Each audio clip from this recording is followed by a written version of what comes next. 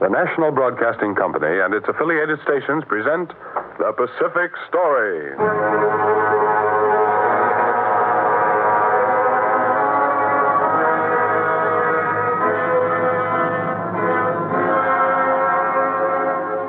In the mounting fury of world conflict, events in the Pacific are taking on ever greater importance. Here is the story of the Pacific and the millions of people who live around this greatest sea. The drama of the peoples whose destiny is at stake in the Pacific War. Here is the tale of the war in the Pacific and its meaning to us and to the generations to come.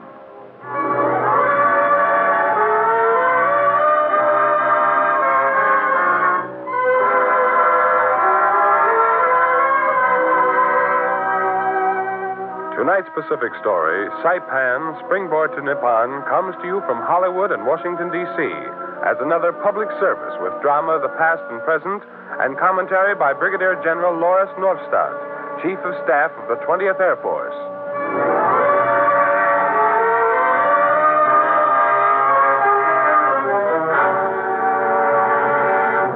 Saipan, Springboard to Nippon.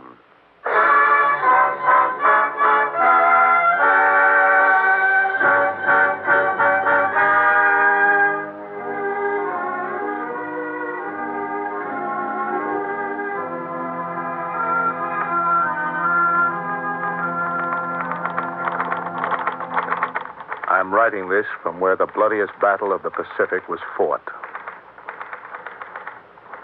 This island cost us 5 times as many casualties as Tarawa. We had to kill 25,000 Japanese to take it. Today, the soft wind is soughing through the coconut palms and rustling through the cane fields. The flowers are in blossom. The oleander, the scarlet hibiscus. The acrid smoke of battle is gone. The dead are buried. It is quiet, in a way. In place of gunfire, there are other sounds. Construction sounds. B-29s. This is Saipan. And that today means something very special.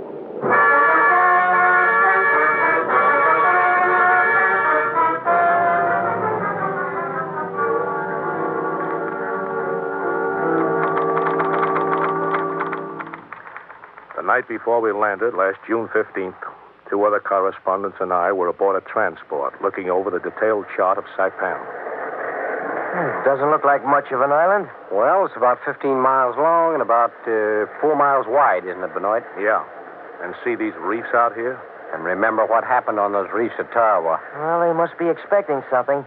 We're hitting it with 3 times the force we used on Tarawa. Yes, and we've been shelling and bombing it for 2 days now. It's going to be tough. Plenty tough. Those Japanese haven't been keeping everybody away from that island for 30 years for nothing. They probably got the place fortified to the gills. I looked down at the chart. I measured off the distance from Saipan to Tokyo. 1,470 miles. I noticed that it's about the same distance from Formosa. That meant that we were going to attack right in Japan's front yard. 1,000 miles closer to Japan than Pearl Harbor is to the United States. We were going in at dawn. Battle wagons are opening up. Sounds like 16 inches to me. Then all the guns in the task force opened up. A couple of hours later, Hardy and Wilson and I were in a boat heading for shore. We were in the 4th wave. I don't understand it. Why aren't the Japs pouring it on to us? Well, maybe our bombardment knocked their shore batteries out. They hardly touched the first 3 waves ahead of us. Suddenly, they opened up on us. They tried to blow us out of the water. They kept it up all the way in. They withered us with a wall of steel and fire as we hit the beach. It went on like that for 3 weeks. The Japanese fought like maniacs. The 4th Marine Division stormed through the bloody ravine southeast of Mount Tapachau. The 2nd Marine Division took Garapan. The 27th Infantry Division of the Army drove northward through the center of the island. On the 20th day, the Japanese made that famous banzai charge. Hold that fire! Hold it! Yes, sir. All right, let them have it. Fire! Look at that, sir. We're knocking those Japs down with 100. Load! Hold your fire! Yes, sir. There's another wave of them charging us. Fire! Look, sir. There's piles 3 and 4 deep out there. Load! Hold your fire! That's the kind of a fight it was. It took 3.5 weeks to take the island. We paid a big price for those 72 square miles. But as our general said, we've got something in Saipan. It not only gives us a strong base with an easy B-29 range of Tokyo and the industrial centers of Japan, but equally important, it gives us a base that can be supplied by tankers that bring in 2 million gallons of gasoline at a time, and ships that bring in all the explosives that our B-29s can carry.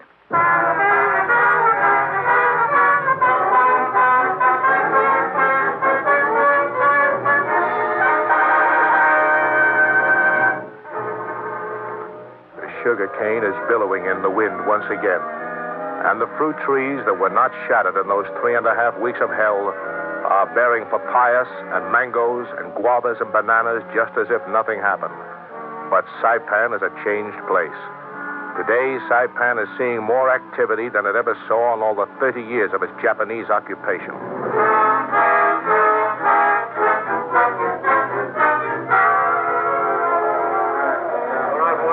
You see, Bernard, these houses tell a good part of the story of what's happened here on Saipan. I stood on a street in Garapan with Stuart Worth. You can't tell much in all this debris, but from what's left of that house over there, you can see that it was built by the Japanese. They did a pretty good job of building. And down there, you see, that's an old Spanish mission. Uh-huh. You see, the Spaniards were here in the Marianas for hundreds of years. That thatched house over there, that's a typical Kanaka house. The Japanese brought in the Kanakas to work for them. Many of them? Well, I'd say 1,000 or so on Saipan here. And that stone house over there, that was built by the Germans. You were here when the Germans were here, weren't you, Mr. Worth? Yes, just before World War I. Uh-huh. The Germans were here from the time of the Spanish War until World War I. Oh, yes. Then the Japanese, who were then on the Allied side, took the islands. I remember when they came in, they made it clear to all of us foreigners that we were no longer welcome. The Germans, of course, were interned, and we Americans left when it looked as if the United States would get into the European war. Now I'm back. Yeah, it doesn't look much like it looked then. During the next years, thousands of Japanese poured into the Marianas. Thousands came to Saipan. A good many of these were laborers before they came, and they worked just as hard or harder on Saipan. I saw a lot of them at Camp Sasupi, where 15,000 or so refugees were rounded up after we took the island. That's an Okinawa right there. The officer in charge pointed out a ragged, forlorn Japanese, somewhat taller than the average Japanese. He came here to Saipan about 20 years ago. Why do you call him an Okinawa? He came from the Okinawa Islands, sometimes called the Ryukyu Islands. Oh, yes, just south of Japan proper. That's right. The Okinawas are really a mixture of Japanese and Chinese. Uh-huh. And you see that group right over there? That man and woman and those children? Yes. They are Chamorros. Oh, yes, I've heard about them. They were here when the Spaniards came a couple of 100 years ago, weren't they? Yes. They're not as pure a strain now as they were then.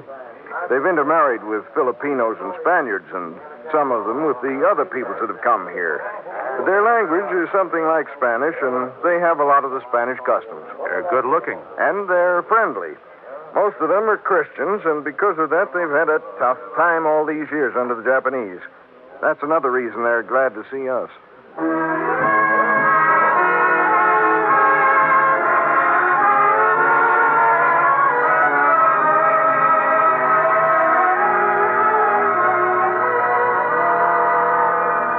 Some of the Chamorros were well educated. One of these was a Dr. Sanchez. One day, the Japanese started to dredge Starter Park Harbor here. We came down here to watch them. Why are they doing this, Dr. Sanchez? It is so they can bring their ships right into the docks here, instead of taking our cargoes of sugar out to these ships beyond the reefs. Are they going to break down the reefs out there? The Japanese say they are going to cut a path through the reefs and then dredge out the lagoon. Are they doing this so they can bring in their warships? The Japanese say no. What do the Japanese say about what they are doing on the other side of the island at Majushian Bay? What do they say? Dr. Sanchez crossed the island to Magician Bay. He walked along the shore of the two peninsulas jutting out into the sea and watched the construction work in the bay between them. We are blasting out obstructions on the floor of the bay. Oh. How big ships will the bay accommodate when this work is done, Mr. Yakuza? Oh, that is exceedingly difficult to say. The new docks will be over on this side? Yes. They apparently will be very large ones. Tell me, Mr. Yakuza, why has the public been barred from those hills overlooking the bay? Are secret military installations being put up in there? Oh, no. Contrary to what the League of Nations seem to think, the money we are spending for the development of this harbor is only for improving it as a sugar port. It has nothing whatever to do with military development. We are only interested in the future. But the Chamorros knew what they were doing. The Japanese took steps to see that no information leaked out of the islands, but it leaked out anyway. We must think of sea operations, yes. But more important, we must think of air operations. We can build air bases on all of these islands from Japan down here to Saipan. That we will do. That will give us a chain of air bases down here through the Marianas to Saipan. With these, we will be in position to strike southward when the time comes. They put in a seaplane base. They put in 3 airfields. One at the north end of the island near the point where the Japanese committed mass suicide during our campaign to take the island. One inland and one at the southern end. This is the Aslito airfield. We were down in the south near the Aslito field when the bombing and shelling started. We found shelter in the caves, and we saw the American planes come over and drop their bombs. And the American ships bombarding our shores. Why do they not bomb the Aslito airfield, Dr. Sanchez? Yes, and why do they not shell it? I do not know. They have blown up nearly all the other strong places on the island. Yes, and the Aslito field has a long runway, and it has hangars and shops and a radio station. They could hardly miss it if they tried to hit it. Perhaps they are not trying. Oh, so they can use it themselves? Whatever they destroy, they will have to repair. When the Americans come in and take the island, they will have a big airfield all ready to use. By the time the civilian refugees were being rounded up and the last fanatic remnants of Japanese soldiers were being hunted down and blasted out of their holes, American bulldozers and other heavy equipment were whipping the lesser airfields into shape. And we were on Aslito airfield scanning the skies for the arrival of the first B-29s.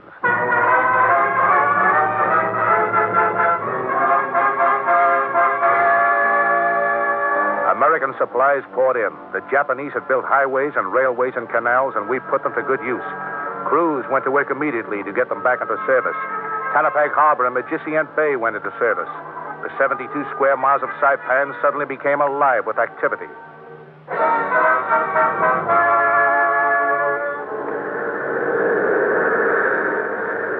Look at the size of those planes, Mr. Benoit. Those are the deadliest bombers in the world. How can a plane so large fly?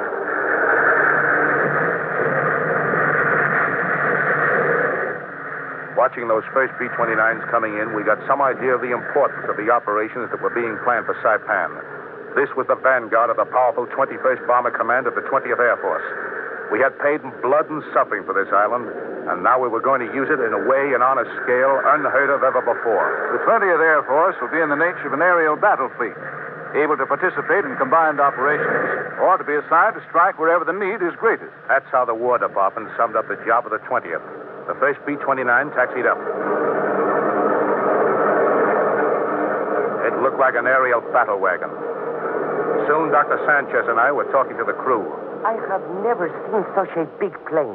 How long is the wing? Well, it's got a wingspan of 141 feet. That's about as high as a 14-story building. 4 motors. And how much power do they have? They're 2,200 horsepower each. My, 8,800 horsepower. How fast can it fly? And how high?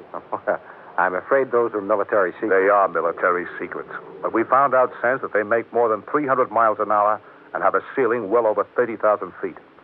Can you tell me what weight of explosives they carry? No, but there's no harm in telling you that the ship weighs about 60 tons.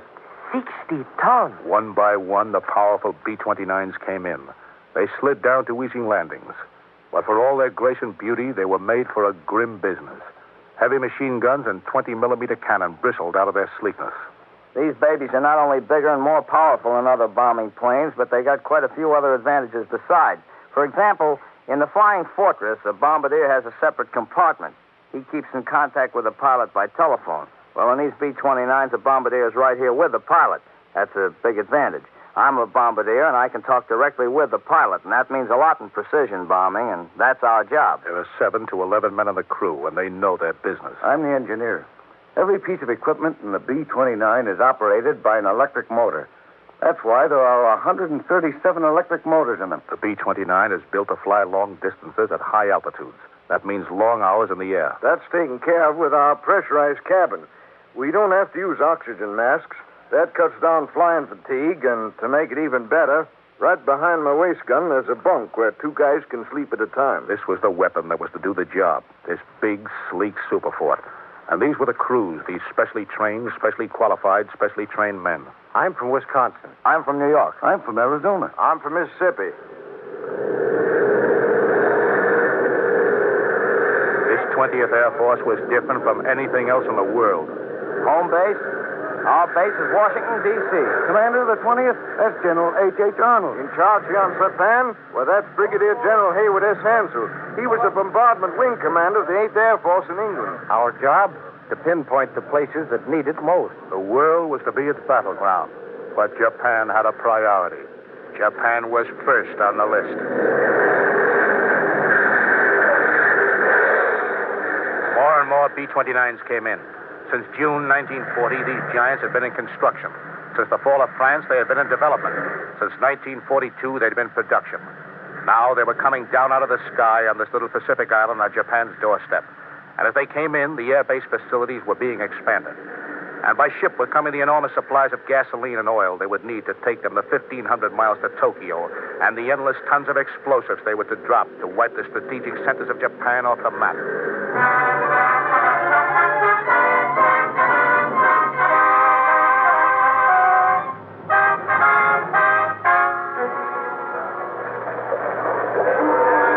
The docks, there were more ships than had ever visited Saipan at one time. Warships and cargo ships, ships at anchor, ships at the dock, ships coming in, ships leaving. And all were part of the great role Saipan was to play in the war in the Pacific. Out of the deep-laden ships came the supplies to carry out Saipan's role in the destruction of Japan.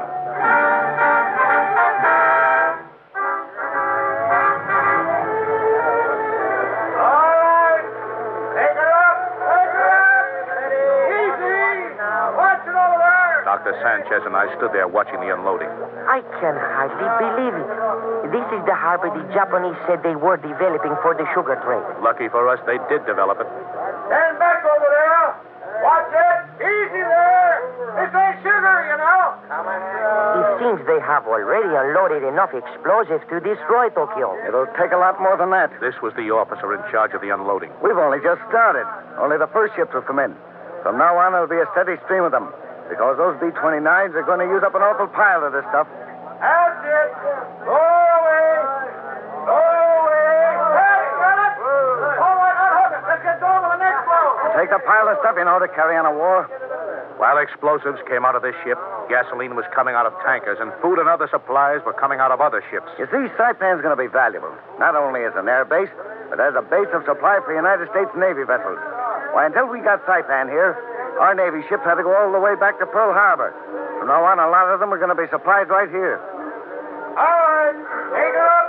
Easy. Watch it over there. Watch it. As fast as the supplies came out of the ships, they were trundled away to the airbase. And out on the fields, the big B-29s were tuned up and ready to be gassed up and loaded with bombs. Standing off and watching the servicing, the men looked like midgets working around those superforts. The targets had been selected. The bombing command knew them by heart. The crews knew them. Here's our target right here on this chart. A target in the heart of Japan. 1,000 miles of open sea, and then the business.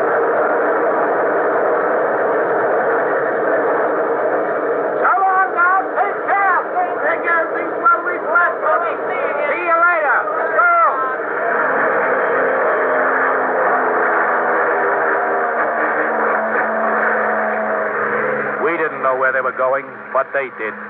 This was the first of the B-29 raids from Saipan. From now on, there would be more and more. More superforts would be coming in, and more gasoline and explosives and all the other necessary supplies. And more crewmen, more experts in planning and flying and bombing.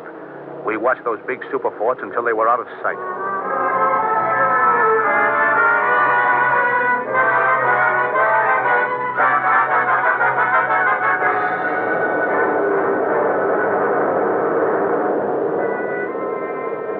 over the target at high noon.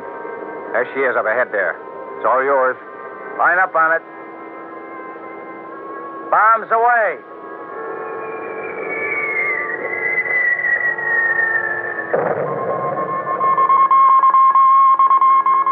A strong force of B-29 superforts from Saipan struck Tokyo a smashing blow at noon today. Important military targets were hit, and great fires were left burning. Tokyo was taken by complete surprise, and the Japanese were stunned by the suddenness of the rain.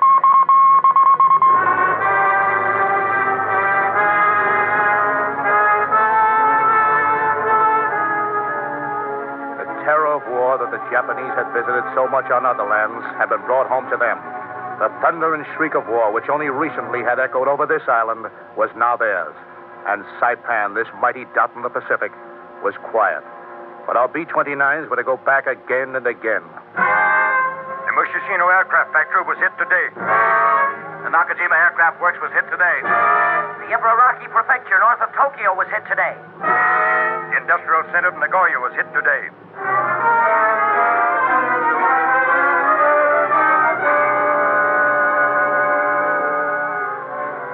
Japanese established air bases on Saipan and all through the chain of islands, from Japan down to the Marianas, so they could strike southward when the time came.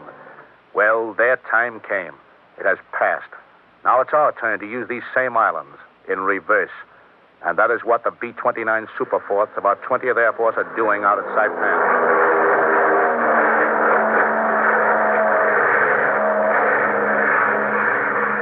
Today, the 21st Bomber Command of the 20th Air Force on Saipan is stronger than ever before. The facilities on Saipan are geared up for powerful, sustained B-29 operations. Today, the 21st Bomber Command of the 20th has a new commanding general, Major General Curtis E. LeMay. And today, the purpose of these operations out of strategic Saipan is clear. We will bomb Japan until we have destroyed its power to resist. From here on Saipan, we will do our part of the big job of blasting Japan until we can go in and take it, or until it surrenders or collapses.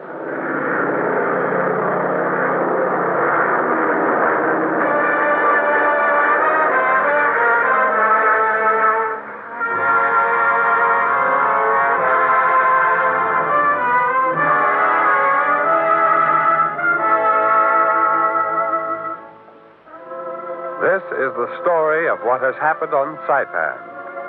And now, to tell the significance of the operations on Saipan and their importance to the war in the Pacific, the National Broadcasting Company presents Brigadier General Loris Norstad, Chief of Staff of the 20th Air Force.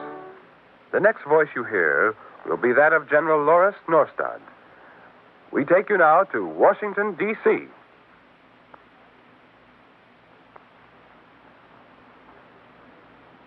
Ladies and gentlemen, I have just returned from a trip to Saipan. The program you have been hearing gives you, I believe, a good picture of that little island. It must be the most concentrated war base in the Pacific today. The conquest and development of Saipan was a major action in the war against Japan. It was, too, an almost perfect example of cooperation between our armed services. For us in the 20th Air Force, the Marianas are part of our long-term plan. Just as for years we've been working on the great B-29 bombers themselves, so for a long time we've been considering important time and space factors. Saipan was a perfect base. The enemy knew full well its strategic value. He was determined to keep it as an important stronghold for his plan of aggression. That he was unable to withstand the drive of our fighting team is a matter of history. From an Air Force viewpoint, there was a twofold need for the Marianas. The first and most immediate was acquisition of these islands for the employment of B-29s against Japan. On the planning side of the ledger, the Marianas have great potentialities as strategic air bases from which to help ensure the peace. Within a month after the landings, all the services were operating at full blast. This record of rapid development was made possible by the splendid effort of the Navy's combat Seabees and the Army's fighting engineers. They began work even before organized resistance was overcome. Frequently, they were compelled to drop their construction tools in favor of firearms. Although the facts have been released long ago, I am sure a number of people are still unaware of the way in which the 20th Air Force operates. You know that some B-29s fly from China, some from Saipan. Soon they will be flying from other bases. Usually an Air Force, such as our 9th in France or our 10th in India, is limited in its operations to the theater in which it is based. But the 20th flies over a number of theaters and commands. It is therefore controlled completely from Washington. Actually, it belongs operationally to the Joint Chiefs of Staff, with General of the Army Arnold as its commander. Thus it is, among the air forces of the world, unique. You have heard the term Global Air Force. The 20th is, for the first time, a Global Air Force in action. The targets are selected and decided upon in Washington. It is the instrument which the Joint Chiefs of Staff are using to soften up Japan for what is to follow. Pacific strategy is of necessity far different from that in Europe. Even though as Americans we take distance as a matter of course, I believe few of us can comprehend the really vast stretches of the Pacific. Let me give you an example. Flying fortresses take off from England, fly to Berlin, drop their bombs, and return to base. They have flown approximately 1,200 miles. But a B-29 en route from Saipan to Tokyo is, after having flown that distance, 1,200 miles, still 300 or 400 miles from its target. This means that a round trip from Saipan to Tokyo, all over water, averages 3,200 miles nonstop, somewhat more than the distance from New York to California. This is not an easy operation. It involves hard and hazardous work. For this reason, Super Fortress airmen are carefully chosen and highly trained. Most of them are seasoned combat flyers with many hours of aerial battle to their credit. They are confident of their abilities and their equipment, for both are the finest in the world. American engineering and industrial genius have combined to give them an unsurpassed weapon. These officers and men are ever mindful of the important role of the war worker in this battle for the preservation of our freedom. They have tested this equipment under combat conditions and have found it superb. They give due credit to the production forces. The B-29s began their attack on Japan last June with formations of the 20th Bomber Command in China and India. Coming as it did direct from the aircraft plant to the theater of operation, the Super Fortress has undergone a period of development. We have learned many lessons from its operations since that time, lessons which we are employing in our continuing attacks on Japanese military and industrial targets. Nor are we yet satisfied. As time goes on, we will become more and more proficient in the use of the B-29, all to the detriment of our enemy's ability to make war. Thus, the B-29s are doing their job. The 20th Air Force is faithfully following the pattern established by General Arnold when he said, "The B-29 makes possible the softening up attack on Japan very much earlier than would be possible with aircraft hitherto known to combat. This mighty weapon advances the bomb line a long way. The Super Fortress is not going to win the war by itself, nor has anyone thought it will do so. It will, however, like its predecessors, the B-17 and the B-24, strike at the source of enemy strength and prepare the way for the ultimate decision by our well-established team of land, sea, and air forces. That objective is being accomplished. From Saipan and other bases, our power will mount. I can assure you that the 20th Air Force will take a growing and vital role in the Pacific story."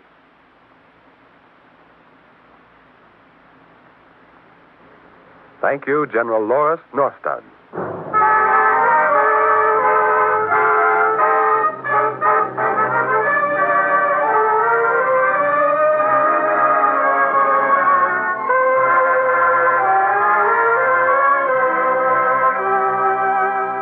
You have been listening to The Pacific Story, presented by the National Broadcasting Company and its affiliated independent stations as a public service to clarify events in the Pacific and to make understandable the cross-currents of life in the Pacific Basin.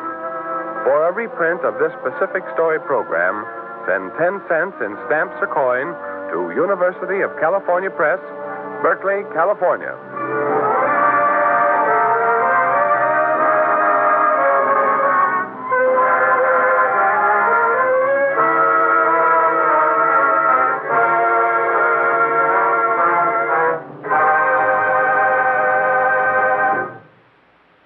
The Pacific Story is written and directed by Arnold Marquis. The original musical score was composed and conducted by Thomas Peluso. The principal voice was that of Edward Marr. This program came to you from Hollywood. This is the National Broadcasting Company.